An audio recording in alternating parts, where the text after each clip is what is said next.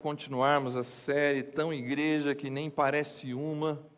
E eu queria começar com vocês que estão aqui presentes, quem estiver em casa, nos assistindo a qualquer momento, seja muito bem-vindo também. É bom receber vocês aqui para refletir, experimentar e expressar o amor e a graça de Deus. Há quem diga que conviver é permitir o melhor do outro. Conviver é permitir o melhor do outro. Se tem uma arte difícil entre seres humanos, é a arte da convivência. No início de tudo, de toda a boa criação de Deus, várias vezes se repete uma frase: e viu Deus que era bom, e viu Deus que era bom. No último dia da criação, quando termina o processo criativo de Deus, o texto diz mais ou menos assim: e viu Deus que era muito bom. Só tem um momento na narrativa da criação, nos primeiros 2 capítulos das Escrituras, no livro de Gênesis, que aparece a ideia, e viu Deus que não era bom. Tudo é bom. Em toda a criação há bondade. E aí Deus está registrado lá da seguinte forma, como uma frase do próprio Deus: o homem não achava para si alguém que lhe correspondesse. E Deus viu que isso não era bom. Independente da maneira como você se aproxima da narrativa da criação, o que está no fundo dessa ideia é que nenhum ser humano foi criado para viver sozinho. Nós não conseguimos a vida solitária de forma nenhuma. É bem verdade que tem pessoas que têm mais propensão à vida em solidão, tem gente que gosta de ficar mais quieto, tem gente que gosta de ter os seus momentos sozinhos, mas é muito difícil viver por muito tempo sem compartilhar, sem trocar. Nenhum ser humano, já disse um filósofo, é uma ilha. Nós somos dependentes da relação. Nós precisamos, nós gostamos, nós somos a vida inteira jogado para dentro de relações. Nascemos numa casa, geralmente, com um pai e com uma mãe.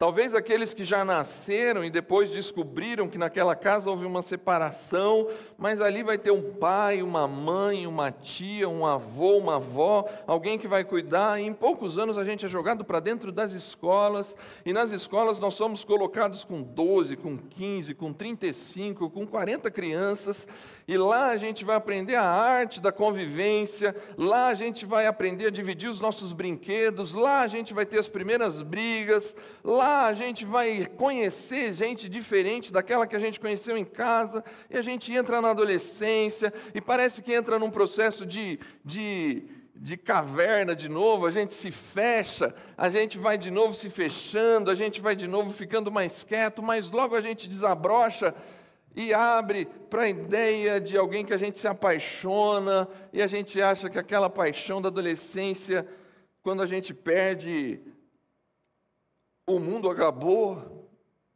nunca mais eu vou achar alguém que goste de mim, ou que eu goste do jeito que eu gostei, e a gente se embrenha nessa ideia de relacionar-se, e a gente vai encontrar essa pessoa, e a gente vai para uma empresa, abre um negócio, e a gente trabalha, e a gente vai se relacionando, e aí quando a gente está adulto, diante de tantos relacionamentos, quando era hora para a gente estar mais maduro, para entender o que é relação, a gente entra no dilema do porco-espinho. Por mais singela que seja a metáfora do porco-espinho, ela é composta por Arthur Schopenhauer, um grande filósofo dos últimos 300 anos, e que ele apresenta a arte da convivência nesse grande dilema, porque ao mesmo tempo que a gente convive, a gente tem essa tendência do afastamento, da separação, da não compreensão de um para com o outro, e se relacionar é uma das coisas mais difíceis. A gente não gosta do nosso chefe, não gosta dos nossos amigos, a gente às vezes não gosta da nossa própria família, a gente entra em crise, a gente se pergunta às vezes por que eu casei. É duro, se relacionar é duro. E eu acho que o Schopenhauer, ele traz uma metáfora muito interessante para a gente pensar na arte da convivência. Ele fala assim, imagine um grupo grande de não sei nem qual seria o plural, porcos espinhos, porcos espinho, é um bando de porquinho, com espinho. E imagine que para essa comunidade de porco-espinho veio um frio exageradamente, quase que glacial, muito gelado, e esses porcos-espinhos, eles encontram uma maneira de se aquecer um ao outro, e eles se aproximam, todos eles se aproximam um ao outro para a própria energia do corpo de cada um esquentar um ao outro. Só que ao mesmo tempo em que eles estão nessa relação confortável de aquecimento, eles estão se machucando um ao outro, porque eles estão tão próximos que os espinhos vão ferindo, e por mais que seja dramático, ou parece que é tão difícil de nós seres humanos entenderem, é óbvio que quem vai te machucar mais é quem está exatamente do seu lado, não o que está lá na outra ponta, porque você se aproximou tanto desse aqui que o espinho machucou, e agora eles estão tão machucados, dói tanto que todo mundo se afastou de novo. Esse é o dilema do porco-espinho, do Schopenhauer. E todo mundo de novo afastado, porque machuca ficar junto. Passa mais um pouco, e o frio incomoda. E eles precisam, de novo, se doía perto, longe, eles estão quase à beira da morte. E eles se juntam novamente. E aí eles aprendem, talvez, a arte da convivência. Eles chegam o mais próximo possível uns dos outros, sem deixar que o espinho de quem está do lado machuque o porquinho, o amiguinho que está do outro lado. O dilema do porco-espinho fala muito sobre nós seres humanos. As nossas relações, elas nos causam sempre dor, ou quase sempre dor. E a vontade é de se afastar, mas a gente não vive bem afastado. E talvez a proposta é muito interessante, aprender a se aproximar sem se machucar um ao outro. Por que eu estou falando disso? Porque essa é a igreja que é tão igreja que não parece uma. Ela precisa reconhecer o fato de que são pessoas diferentes. Eu chamei ela na semana passada de a nova comunidade, a nova humanidade em Jesus. Jesus não está construindo um lugar, Jesus não está construindo exatamente um grupo de pessoas que vão se parecer com um clube, com um condomínio, com pessoas que são iguais entre si, mas Deus derruba o muro da separação, disse a palavra de Deus em Efésios 2 para a gente semana passada, e derrubado o muro de separação, Ele aproxima gente diferente, e agora Ele faz a paz, e Ele cria um novo homem, como diz o texto, uma nova humanidade em Jesus. Mas essa nova humanidade é tão diversa, tão diversa, tão diversa, que ela precisa ser uma comunidade de acolhimento. Nós conversamos semana passada que por vezes igrejas não são comunidades de acolhimento, mas são comunidades de ressaltar as diferenças, ou ao perceber as diferenças, afastar, porque igrejas por vezes querem ser comunidade de iguais. E ao tornar uma comunidade de iguais, quando chega alguém um pouco diferente, há uma cultura de afastamento, que eu chamei lá de cultura de bullying, que repele. Está longe de ser igreja, porque a igreja é a nova humanidade em Jesus, e a nova humanidade em Jesus tem o estilo de vida de Jesus, e há nessa comunidade a possibilidade do acolhimento. O acolhimento porque nós estamos juntos vivendo a reconciliação e de novo chegando na presença de Deus. Essa é a igreja. Isso aqui, de alguma forma, é um espaço que reúne pessoas que penso eu, compõem aquilo que é a igreja. no sentido de que são seguidores de Jesus, vivendo a partir dessa nova ordem social, essa nova comunidade, essa nova humanidade que tem outros valores. De alguma forma, isso é a igreja, e agora a gente pergunta: como viver, como conviver, como viver a vida disso? No mesma carta de Paulo aos Efésios, ele vai apresentar para a gente essa proposta. Eu disse semana passada e repito: se você quer entender um pouco mais do que é a igreja, leia você mesmo, por conta própria, Efésios, capítulo 1, 2, 3, 4, 5 e 6. São 6 capítulos que Paulo se dedica, nos 3 primeiros, a apresentar um pouco da teoria, do que ele entende ser igreja, principalmente no capítulo 2, a igreja é a nova humanidade em Jesus. E a partir do capítulo 4, ele começa a construir a prática do que é ser igreja a partir da teoria. Somos uma nova humanidade, o muro de separação caiu, pessoas de todos os tipos, diversas, culturas diferentes, condição social diferente, pensamentos diferentes, agora vivendo debaixo de uma mesma proposta de Cristo Jesus. Como que isso se dá na prática? E aí Paulo, ele diz, a partir do primeiro verso do capítulo 4, como prisioneiro no Senhor, para que você entenda o que ele está dizendo, Paulo está preso. Quando ele escreve a carta aos Efésios, ele provavelmente está preso em Roma, na sua primeira prisão, e ele usa para dizer isso: eu estou preso, mas o Evangelho está solto. Eu aqui agora estou limitado, mas o Evangelho não está limitado, por isso eu continuo vivendo e falando desse Evangelho. E ele vai dizer assim: como prisioneiro do Senhor, eu rogo a vocês, eu peço encarecidamente a vocês, que vivam de maneira digna da vocação que receberam. A proposta de viver de modo digno da vocação que receberam, é viver de tal maneira em que Jesus seja a referência maior. O chamado que vocês receberam de Jesus para participar da nova humanidade, a gente tem que ser digno desse chamado. Eu sei que algumas pessoas me interpretam mal quando eu considero a igreja a comunidade do acolhimento. Espero que ninguém aqui dentro esteja ou tenha me interpretado mal em algum momento. Porque eu creio que a comunidade de Jesus é uma comunidade onde a gente reflete, experimenta e expressa o amor e a graça de Deus, e que a evidência disso é o amor e a graça de Deus manifestado entre nós, e por isso, de alguma forma, ser uma comunidade de acolhimento é quase que uma consequência dessa compreensão. Mas eu espero que você não me entenda errado quando eu digo isso, porque parece que ao dizer isso eu estou dizendo que da forma como chegamos, ficaremos e está tudo bem. Parece por vezes que a comunidade de acolhimento ela é tal em que nós permanecemos do jeito que fomos alcançados por Cristo Jesus. Não.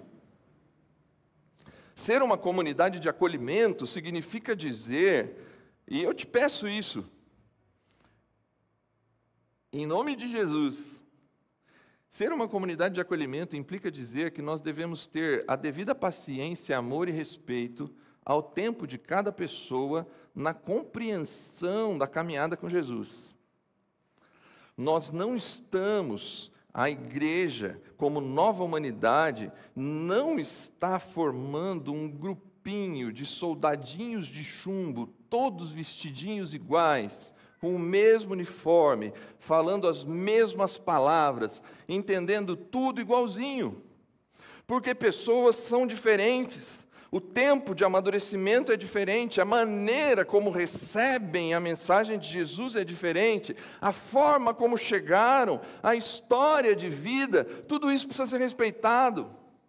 Igrejas em que tentam colocar que esse padrão moral, olha, agora que você está na igreja tem que ser assim. E essa é talvez a preocupação de muitos amigos de vocês. Não vou para a igreja, lá não é para mim. Eu tenho um amigo meu que me dizia assim, Eu não quero ir para o céu, nenhum amigo meu vai estar lá. E eu falava para ele, eu vou, mas não adiantava, ele falou, é muito pouco. Porque a gente às vezes faz essa relação, ir para a igreja é sempre assim, a gente faz um acondicionamento moral. Então assim, ir para a igreja significa agora que eu preciso simplesmente me adaptar a tudo. São perguntas que o mesmo Jesus não gostava muito de ficar respondendo o tempo inteiro. O que eu faço para ir para o céu? Eu tenho que parar com isso, parar com aquilo, eu não posso isso, eu não posso aquilo, o que eu posso e o que eu não posso? Jesus sempre respondia essas perguntas de uma maneira meio evasiva. Ele falava assim,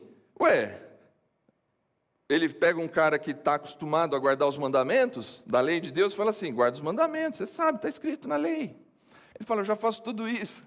E aí Jesus ele vai falar, está te faltando algo então. Sabe o que está faltando para ele? Talvez está faltando uma compreensão que não é só aquilo, que ele precisa muito mais, que talvez como Maria, ele precisa entregar a vida, ele precisa dobrar o coração, ele precisa entregar o que é mais importante para ele precisa entregar a sua riqueza diante de Jesus. Jesus ele sempre escapa de uma resposta que seja assim, como que é viver a igreja? Só faz isso. Para cada um é uma resposta. Leia os evangelhos e procure duas respostas iguais para a mesma pessoa, que você dificilmente vai encontrar. Porque a proposta é uma caminhada. Viver de maneira digna, a ideia é viver enquanto anda. A ideia de viver de maneira digna não é um acondicionamento moral. A partir de hoje é assim. E eu repito, eu espero que você não me entenda errado. Eu não estou dizendo que a gente não tenha que moralmente mudar. Eu estou dizendo que a gente não pode colocar o carro na frente dos bois. Eu não posso colocar a minha prática na frente da minha mentalidade. Porque se eu obrigar alguém a fazer uma prática que não nasce do coração, vai ser mecânico e em algum momento será hipócrita. E em algum momento ele vai falar, isso não é para mim. Porque não houve uma transformação na caminhada. Rogo a vocês, vivam de maneira digna da vocação que receberam. Eu preciso que você entenda que a ideia da igreja é uma ideia transformacional. Eu vou ser transformado, sim. Eu não vou fazer algumas coisas que eu fazia antes. Eu vou mudar muitas coisas em mim, mas eu não vou mudar porque alguém me obrigou a mudar. Eu vou mudar porque na minha relação com Jesus, não é possível se relacionar com Jesus e não ser transformado. Estar diante de Jesus e do seu exemplo, isso transforma. Se você, de alguma forma, não tem percebido processos de transformação na sua própria existência, é provável que você pratique algum tipo de religião, mas você não anda com Jesus. Porque a caminhada com Jesus vai fazer que a gente busque o andar, e ao andar, a gente mira Jesus, e cada vez mais, a presença de Jesus, o amor de Jesus, vai transformando a gente de dentro para fora. Por isso vai ser muito difícil eu dizer para você simplesmente uma lista de coisas para fazer ou não fazer. Eu sempre prefiro, talvez como Paulo, dizer assim, viva de maneira digna do chamado que Jesus te fez. E pode perceber, daí por diante, o foco não é moral, o foco é relacional. E a transformação moral, ela acontece e vai acontecer na medida em que nos relacionamos uns com os outros e com Jesus. Sejam completamente humildes e dóceis. Sejam pacientes. Olha que legal. Era esperado que talvez viesse outros conselhos. Pare de fazer isso, pare de fazer aquilo. Mas é assim, andem de maneira digna, vivam de maneira digna, sejam humildes, completamente, sejam dóceis, sejam pacientes, suportem-se uns aos outros com amor.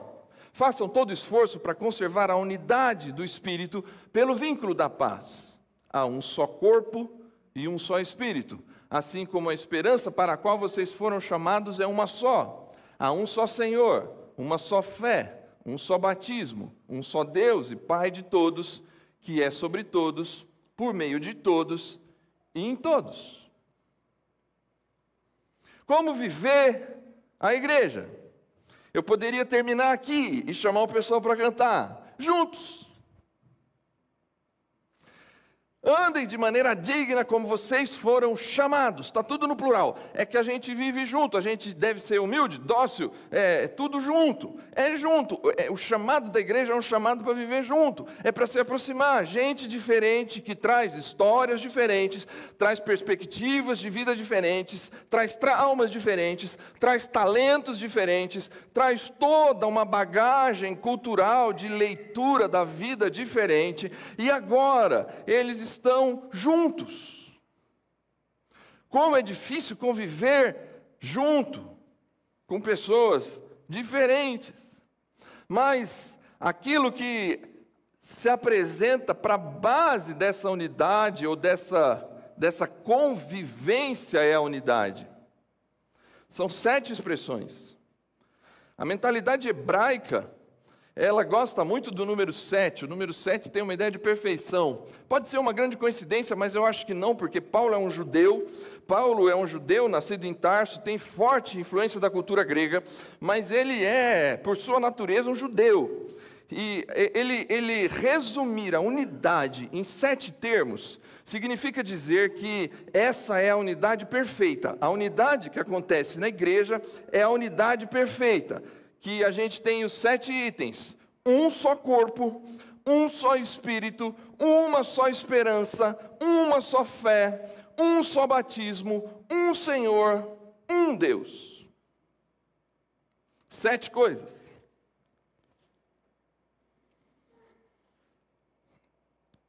Unidade perfeita.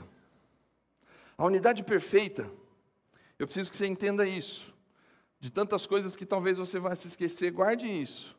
Unidade, para a sabedoria bíblica, não é uniformidade. Unidade é a junção de diferentes que convivem na diversidade e usam a diversidade para o bem comum. Um só corpo é a primeira expressão. Paulo, em outro texto, ele vai dizer assim: o que seria da mão se ela quisesse ser pé? O que seria do olho se ele quisesse ser nariz? Eu preciso do nariz realizando as suas funções, grande ou pequeno, limpo ou sujo. Eu preciso dos olhos, eu preciso dos ouvidos, eu preciso das pernas para andar, e você que está me acompanhando desde novembro, eu estou andando cada vez melhor, mas ainda falta um pouquinho. Eu preciso das mãos, eu preciso do meu corpo, órgãos diferentes, tudo diferente. O corpo é uma unidade na diversidade. Nós somos um só corpo. A primeira expressão que Paulo apresenta da unidade é a unidade do corpo. E corpos são partes diferentes, todos trabalhando na mesma direção. Eu machuquei o tendão. E como foi interessante perceber assim, cara, por que eu estou fazendo tanto exercício que não é para o tendão? E o fisioterapeuta me falou, porque enquanto você não voltar a fortalecer a sua coxa, o seu quadril, sempre vai doer lá embaixo, porque agora você precisa reequilibrar a sua força de outra região, para que o tendão possa fazer a sua função sem estar sobrecarregado. Então eu preciso da minha coxa, do meu quadril bem equilibrado, o tal do glúteo, os exercícios que eu fico fazendo, porque para o tendão funcionar bem, tudo isso precisa estar bem. E nada disso funcionaria se isso não estivesse bem. Corpo. A unidade é de corpo, e corpo é uma unidade na diversidade, partes diferentes, trabalhando na mesma direção, e a cada momento a gente concentra energia para uma coisa. Às vezes a gente concentra energia física para correr, para jogar bola, para praticar um esporte, a gente concentra energia mental. toda ela para escrever alguma coisa, para falar alguma coisa. A gente concentra energia emocional para oferecer carinho, oferecer participação relacional, enfim. Mas o corpo, ele trabalha sempre na mesma direção. A ideia, eu não vou 7, tá? A ideia é entender que há nessa proposta uma unidade relacional, mas há diversidade funcional. Porque tem 3 expressões aí que apresentam inclusive isso. O cristianismo, na sua sabedoria bíblica e histórica, ao longo do tempo, ela entende que há um só Deus. Se você fez o circuito 5K, você ouviu lá eu dizer que esse Deus se revela em 3 pessoas, o Pai, o Filho e o Espírito Santo. Mas essas 3 pessoas compõem a unidade daquilo que chamamos de Deus, porque Deus vive na harmonia daquilo que a gente chama Trindade. E esse texto apresenta essa unidade relacional e diversidade funcional, enquanto os termos vão entrando junto. Um Espírito, um Senhor, um Deus, o Espírito Santo, Jesus e o Pai.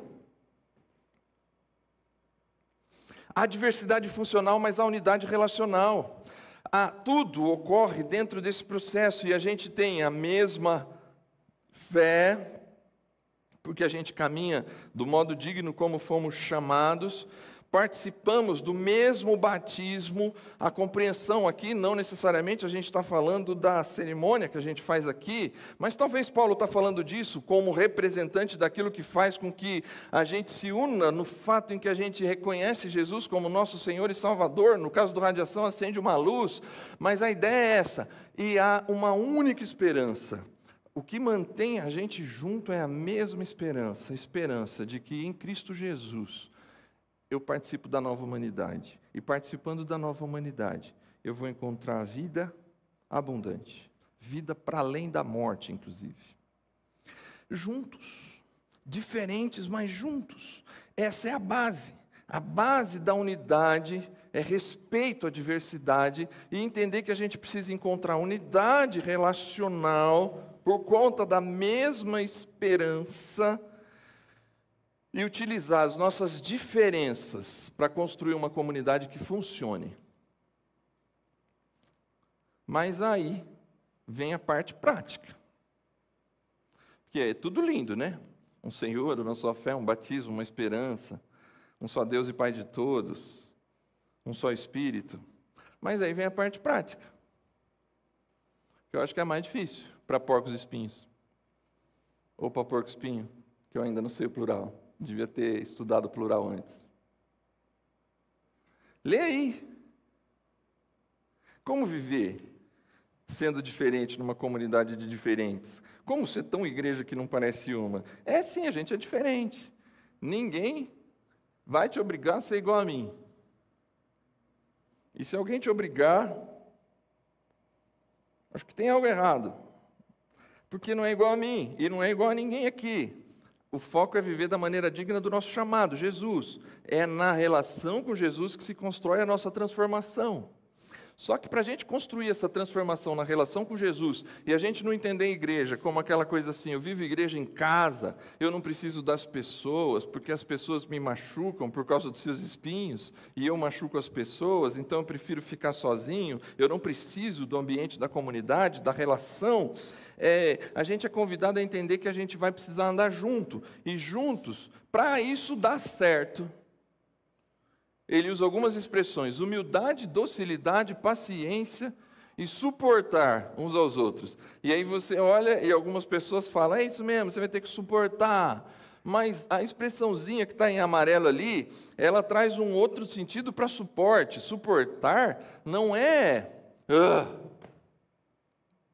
tem que aguentar fulano. Fazer o quê? Ele está lá, ela está lá. Tem que suportar. Não é esse suporte cheio de má vontade. Olha lá, suportando uns aos outros. Não dá para ler no 3? Suportando uns aos outros. 1, 2, 3. Ai. Vocês falaram meio decepcionado, ouvindo daqui, foi assim, com amor. Tipo assim. A ideia aqui não é suportar, aguentar, ai que chato, é oferecer suporte, é oferecer apoio, é ser alguém que vai levar o outro à próxima fase, é ajudar o outro. Ih, já passei por isso que você está passando. E, em vez de destruir a pessoa, falar assim: eu posso te ajudar a chegar do outro lado. Eu já vivi isso. Se você quiser, eu te ajudo. Não, mas não estou preparado ainda. Calma, vamos no seu tempo. Vamos com paciência. Vamos que eu te ajudo. Não, mas eu acho que eu não vou conseguir agora. Tá bom. Eu vou orar. Você ora. Outro dia a gente conversa desse assunto. É uma caminhada. E quando você volta, e aí, vamos? Capaz, eu não estou conseguindo. Até dei uns passos para trás. Docilidade, humildade, calma, calma. A gente está junto nessa. Esse processo só pode acontecer. Tem um autor que eu acho que ele traz 3 perguntinhas que pode ajudar eu e você a entender isso. Como é que a gente pode encarar a vida da igreja dessa forma? Primeiro assim, pense quem é você.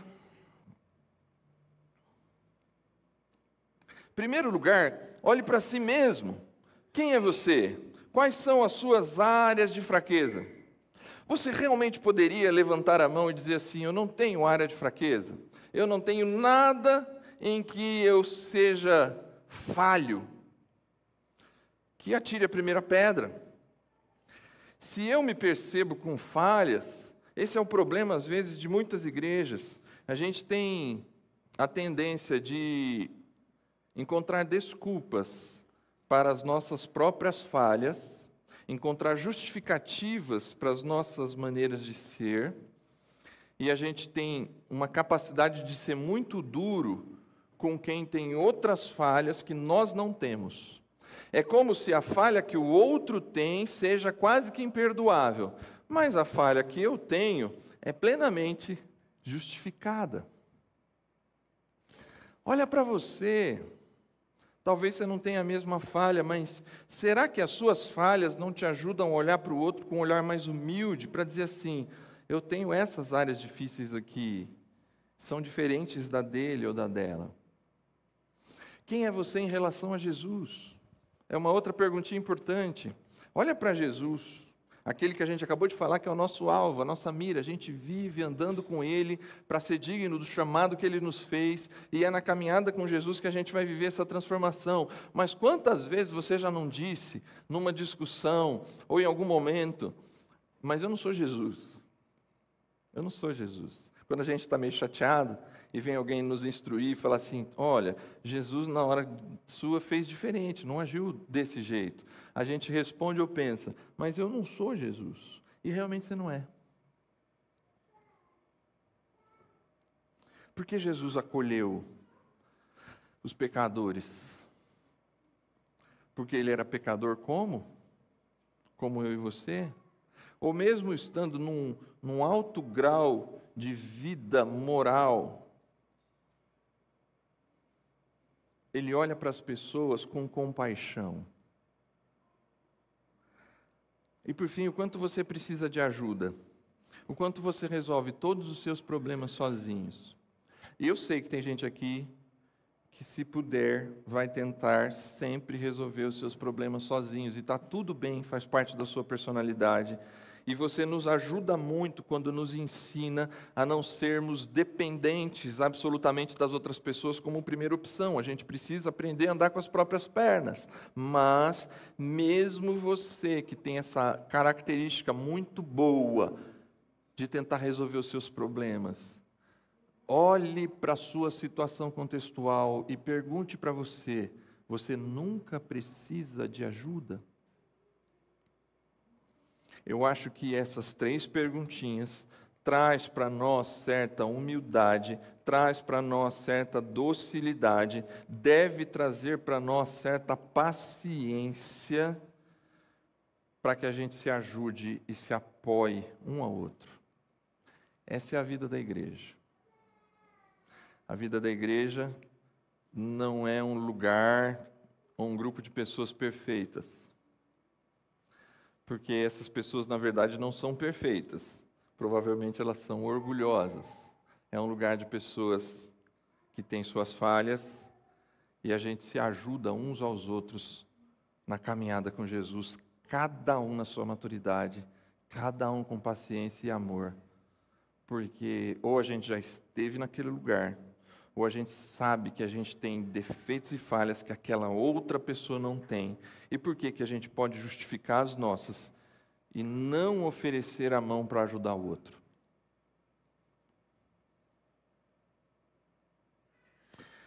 A unidade se vive em amor. É uma decisão que a gente precisa tomar como comunidade todos os dias. Porque cada pessoa que chegar aqui, cada pessoa que se aproximar de nós, cada pessoa que se aproxima daquilo que se chama igreja, ela tem que ser tão igreja que não pareça uma. Aquela perspectiva quase preconceituosa, que aquele lugar é um lugar de pessoas perfeitas, melhores do que eu, e que vivem de um jeito que talvez eu nunca vá conseguir viver, isso talvez não seja exatamente o que é a igreja. A igreja é esse lugar em que eu chego e eu vou ser recebido para uma caminhada, para viver de uma maneira digna a partir do chamado de Jesus, e todo mundo vai se ajudar, porque há nessa comunidade uma firme decisão que não envolve sentimento, não envolve romantismo, mas envolve uma firme decisão de amar.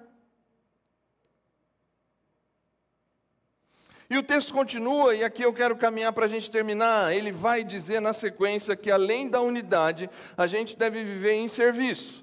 Porque ele diz assim: a cada um de nós foi concedida a graça. A ideia é assim: todos nós, se é a cada um, é a todos.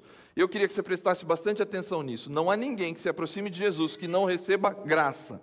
E graça, a palavrinha é carisma. A ideia da palavra carisma, ela também pode ser traduzida como presente. E nesse contexto é isso que ele está dizendo. A cada um de nós foi concedido um presente. Foi concedido um presente da graça de Deus. Foi nos dado algo. E esse algo que é nos dado é para que a gente, de alguma forma, abençoe outras pessoas, conforme a medida repartida por Cristo.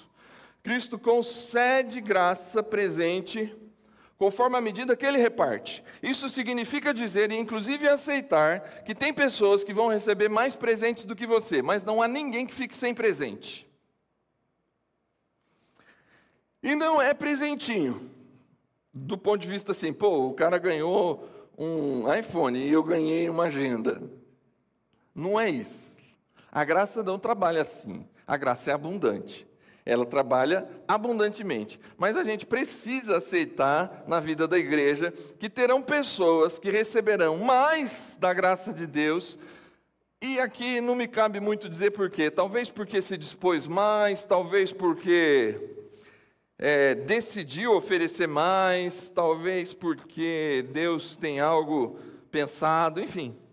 A verdade é que o texto continua e diz assim: ele designou alguns para apóstolos, outro para profetas, outros para evangelistas, outro para pastores e mestres. E ele vai dizer assim, para capacitação das pessoas que seguem a Jesus, até que todos alcancemos a unidade e cheguemos à maturidade. Perceba que a unidade é sempre uma perseguição. Alcançar um só corpo, um só batismo, uma só fé, um só Espírito, um só Deus e Pai sobre todos. Há um processo de busca. É na caminhada que se constrói a unidade. Porque a gente é ser humano, a gente falha. Mas nessa caminhada, a gente é chamado a viver essa unidade em amor, suportando uns aos outros, se apoiando uns aos outros. E aí a cada um de nós é dado graça, conforme a medida repartida por Cristo. E aí vem esses termos que talvez, numa primeira leitura, para você que conhece o texto, tem um aspecto muito religioso. E para você que não conhece o texto, tem talvez um aspecto mais religioso ainda. Mas essa é a composição que Paulo faz do que significa viver a igreja do ponto de vista do serviço. E eu queria traduzir isso para vocês nessas palavras.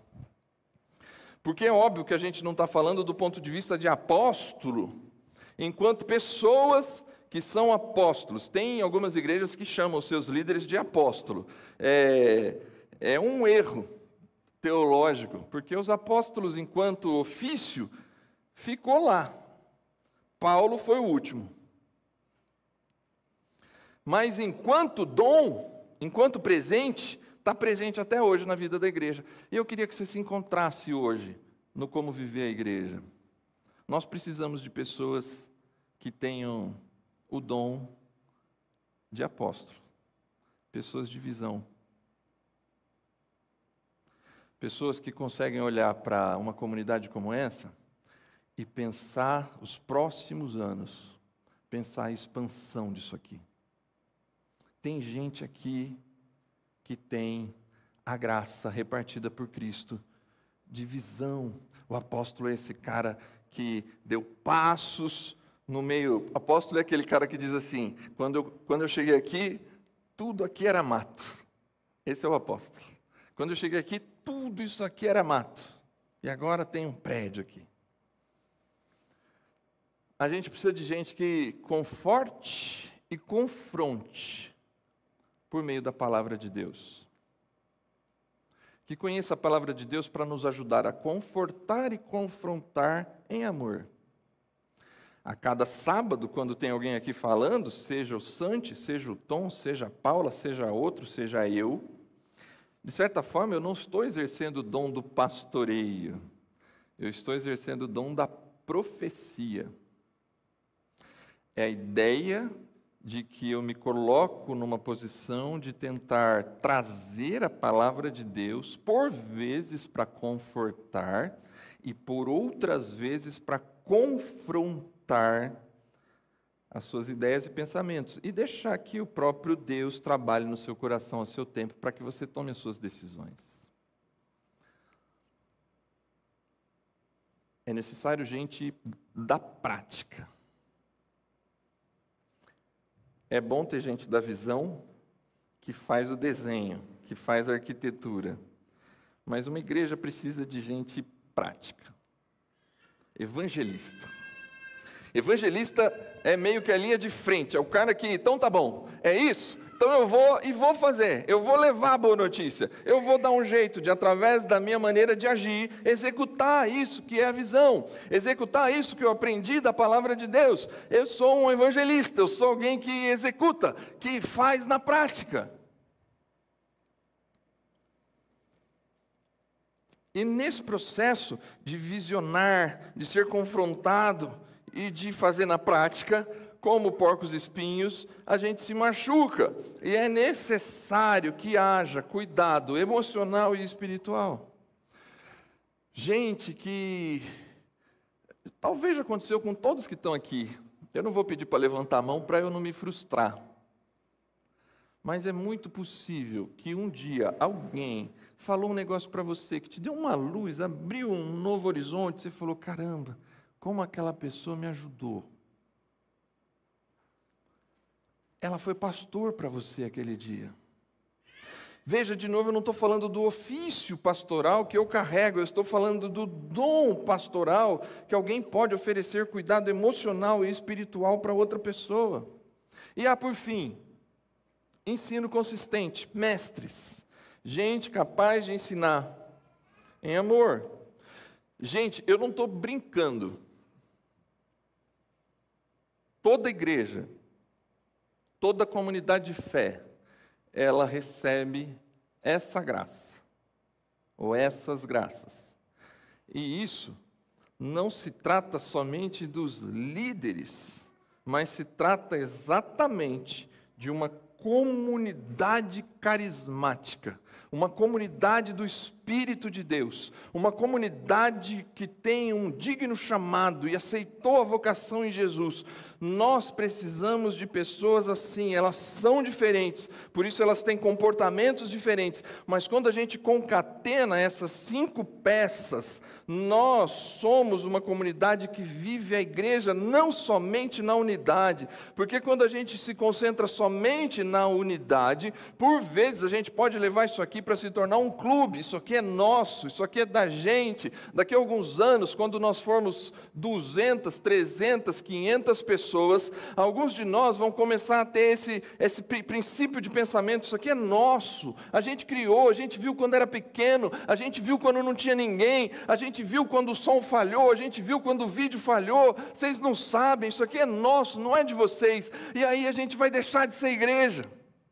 Porque uma igreja, ela continua sendo essa comunidade do acolhimento e da inclusão de pessoas, trazendo mais gente para a mesa, trazendo mais gente para viver esse negócio. E a gente só se livra do risco de começar a ser uma comunidade em si mesmada se a gente servir. O amor se desenvolve no serviço uns aos outros, e eu te convido a olhar para essa tela e entender que na medida em que você segue Jesus, em algum desses 5 lugares, você está, porque você recebeu um dom do Espírito, para assim viver e trabalhar. É presente de Deus. É presente de Deus. Alguns vão ter mais que um. Mas todo mundo, em algum lugar aqui, se encaixa. Isso é viver a igreja. Mas, para a gente encerrar.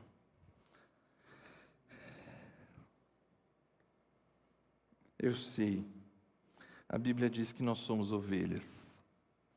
E ovelha tem uma lãzinha gostosinha. E ovelha, quando se esquenta mais ainda. Porque um se aproxima do outro. E tem aquele gostosinho da lã. Senhor, me perdoa. Mas a gente parece, às vezes, mais porco-espinho do que ovelha.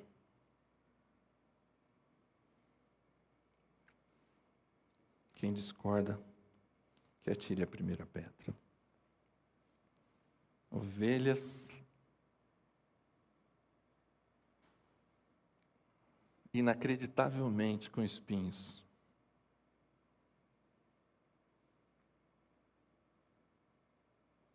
Ah, como a gente se machuca. Se você nunca foi machucado aqui por ninguém, é triste dizer, mas em algum momento alguém vai te decepcionar. Mas eu digo com alegria, que a gente aprenda a boa arte da convivência. Que a gente supere o dilema de Schopenhauer e entenda que só dá para viver nessa unidade respeitando a nossa diversidade, se apoiando uns aos outros em amor, respeitando o tempo de cada um com humildade, docilidade, paciência, respeitando as diferenças de pensamento, respeitando o nível de maturidade que cada um vai alcançando, mas a gente vai servindo uns aos outros. Servindo uns aos outros para que a gente alcance a unidade e a maturidade. É onde Paulo está dizendo que a igreja leva. Cresçamos em tudo, naquele que é a cabeça, Cristo. Dele, todo o corpo, ele volta, todo o corpo ajustado e unido, pelo auxílio de todas as juntas, cresce e edifica-se a si mesmo em amor. Pessoas diferentes, órgãos diferentes, mas quando a gente está junto, ajustado, unido, pelo auxílio de tudo que vai juntando, e a gente só consegue viver essa unidade na medida em que cada um realiza a sua função, na medida em que cada um oferece de si mesmo. Uma igreja que não parece uma, não é um lugar, ou não são pessoas que te oferecem simplesmente conforto emocional. Isso é um dos dons da igreja, o dom de pastorear. É um dos dons do Espírito, cuidar uns dos outros em amor, emocionalmente e espiritualmente, ajudar um ao outro, mas isso não é o todo, é um presente só. A ideia é que a gente precisa, para viver a unidade, a gente precisa, cada um se dispor ao serviço. Igreja não é um lugar para o seu conforto emocional. E muita gente olha para a igreja assim.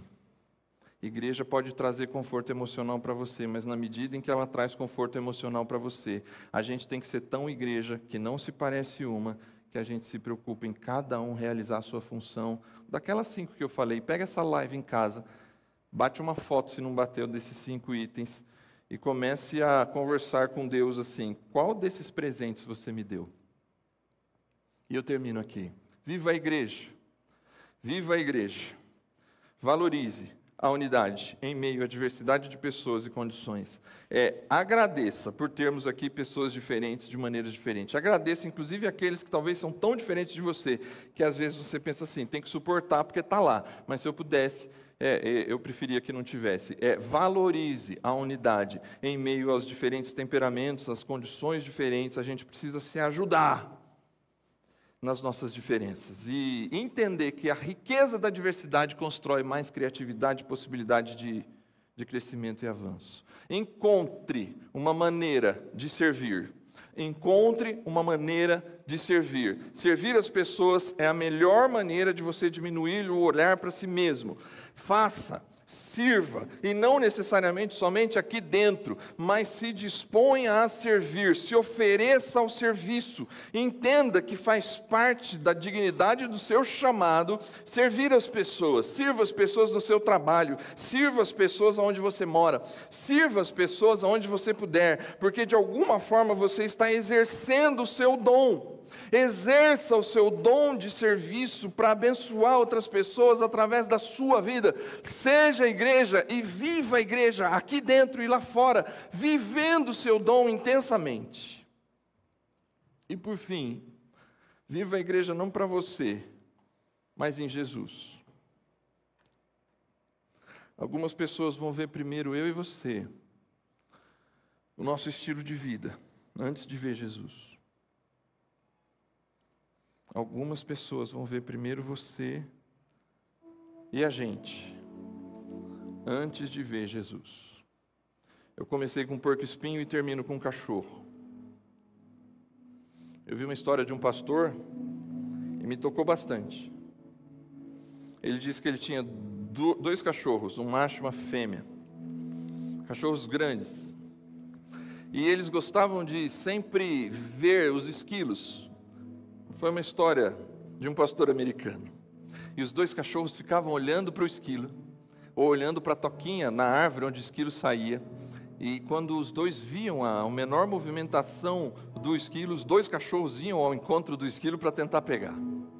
E ele adorava ver essa cena. Todas as manhãs ele se sentava na sua varanda e via os seus dois cachorros assim, aquele olhar atento, aquele rabo enrijecido, esperando o esquilinho sair. Quando o esquilinho aparecia, os dois iam em direção ao cachorro. E ele disse que a cachorra envelheceu, era mais velha. Eu não sei se é a mãe do outro cachorro, mas era mais velha. E ele disse que um dia ele percebeu um comportamento diferente da cachorra e fez ele perceber que a cachorra já não tinha uma boa visão. E a cachorra já não olhava mais para a árvore todas as manhãs. De forma inteligente, a cachorra passou a se virar para o outro cachorro, porque aí estava perto. E ela olhava para o outro cachorro. E quando ela sentia os pelos do outro cachorro se arrepiar para sair andando, ela também saía atrás do esquilo, porque ela já não conseguia mais ver o cachorro, ela já não conseguia mais ver o esquilo, mas ela podia ver o outro cachorro. Em algum momento da nossa caminhada você não vai conseguir ver Jesus. Que você veja Jesus em alguém que está do seu lado. Que você consiga enxergar Jesus a partir de quem está do seu lado. Seja essa pessoa que eu possa olhar para você quando eu mesmo enfraquecer e eu possa ver Jesus em você. Que Jesus seja visto através de você. Viva a vida de Jesus, sendo essa pessoa que a gente pode olhar e perceber assim, essa pessoa está caminhando com Jesus. Construamos uma comunidade que parece ser tão igreja que não vai se parecer com uma, em que a gente olha para alguém e pode saber que na hora que ela se levantar, ela está indo ao encontro de Jesus e eu já não estou enxergando Jesus, mas eu enxergo por causa de você. Que Deus nos abençoe a viver a igreja dessa maneira, em unidade e serviço uns aos outros.